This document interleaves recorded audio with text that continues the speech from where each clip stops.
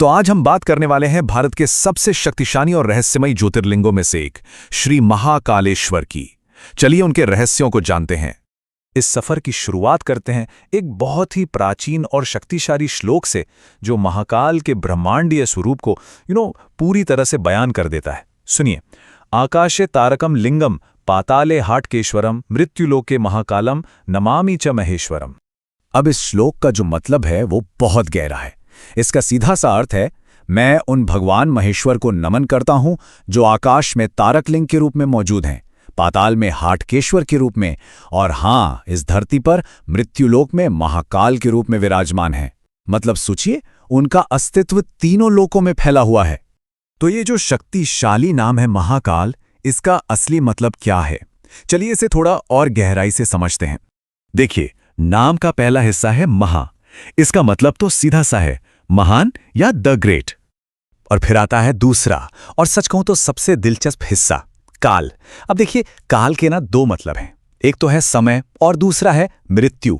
और ये दोनों ही ऐसी चीजें हैं जिन पर किसी का भी बस नहीं चलता, है ना? तो जब हम इन दोनों को जोड़ देते हैं, महा और काल, तो बनता है महाकाल। इसका मतलब क्या हुआ? इसका मतलब हुआ वो जो महान तो हैं ही, लेकिन साथ ही जिसका समय और मृत्यु दोनों पर पूरा अधिकार है, जो सच में काल के स्वामी हैं।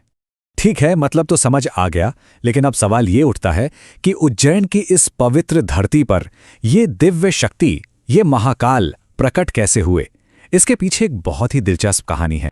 तो कहानी कुछ यूं है कि बहुत समय पहले प्राचीन उज्जैन में एक ब्राह्मण परिवार रहता था। ये लोग भगवान शिव के बहुत बड़े भक्त थे और एकदम शांति से अपनी भक्ति में लीन रहते थे। लेकिन जैसा अक्सर होता है, उनकी ये शांति ज्यादा दिन नहीं टिकी।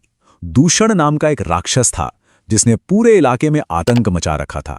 उसका बस एक ही मकसद था, धर्म और भक्ति सबको खत्म कर देना।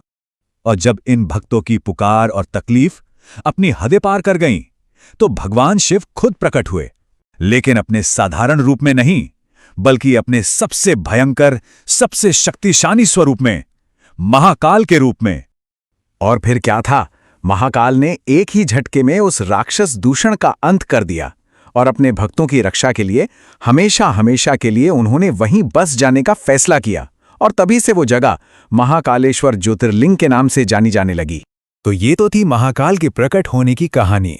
अब आते हैं इस बात पर कि ये ज्योतिर्लिंग आखिर इतना अनोखा, इतना खास क्यों माना जाता है। देखिए, पूरे भारत में कुल 12 ज्योतिर्लिंग हैं, राइट? पर महाकालेश्वर इन सब में बिल्कुल अलग है। क्यों? क्योंकि ये अकेला एकमात्र दक्षिणमुखी ज्योतिर्लिंग है। मतलब इसका मुख दक्षिण दिशा की ओर है।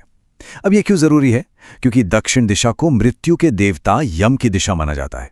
तो दक्षिणमुखी होने का सीधा सा मतलब यह है कि महाकाल वो देव हैं जो मृत्यु पर भी विजय पा सकते हैं। अच्छा, कुछ और इंटरेस्टिंग फैक्ट्स भी हैं इसके बारे में। यह मंदिर पवित्र शिप्रा नदी के किनारे मध्य प्रदेश के उज्जैन शहर में है। एक और कमाल की बात यह है कि इसका जो गर्भगृह है, मतलब मेन सैंक्टम, वो जमीन के नीचे है, अंडरग्राउंड। इसका जिक्र स्कंद पुराण जैसे पुराने ग्रंथों में भी आता है। और हां, आज हम जो मंदिर का भव्य रूप देखते हैं, उसे राणोजी शिंदे ने दोबारा बनवाया था।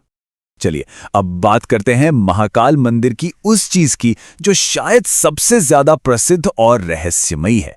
एक ऐसा रिचुअल जिसके दर्शन के लिए लोग दुनिया भर से उज्जैन आते हैं।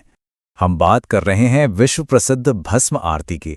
ये आरती रोज सुबह होने से भी पहले ब्रह्म मुहूर्त में होती है।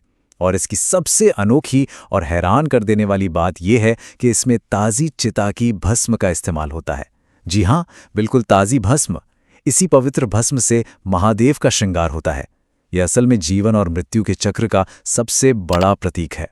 तो महाकाल का नाम, उनकी कहानी, ये अनोखा दक्षिणमुखी स्वरूप और फिर ये रहस्यमयी भस्म आरती, ये सब चीजें जब एक साथ मिलती हैं तो हमें उनके गहरे आध्यात्मिक महत्व का अंदाजा होता है। तो हमें ये समझना होगा कि महाकाल सिर्फ एक मंदिर नहीं है, वो 12 शक्तिशाली ज्योतिर्लिंगों में से एक हैं। यहां पर शिव के उस रौद्र रूप की पूजा होती है जो अपने भक्तों को अकाल मृत्यु यानी अनटाइमली डेथ के डर से आजाद करते हैं। और शायद इसीलिए इस जगह को मोक्ष पाने का सबसे बड़ा धाम भी माना जाता है। तो जाते जाते बस एक सवाल, या यूं कहिए कि एक ख्याल। जरा सोचिए, अगर समय और मृत्यु को कंट्रोल करने वाले यानी खुद काल के स्वामी ही किसी के रक्षक बन जाएं, तो फिर डर किस बात का। यदि आपको ये जानकारी पसंद आई हो तो ऐसे ही और रोचक वीडियो के लिए भारत की धरोहर को अवश्य सब्सक्राइब करें।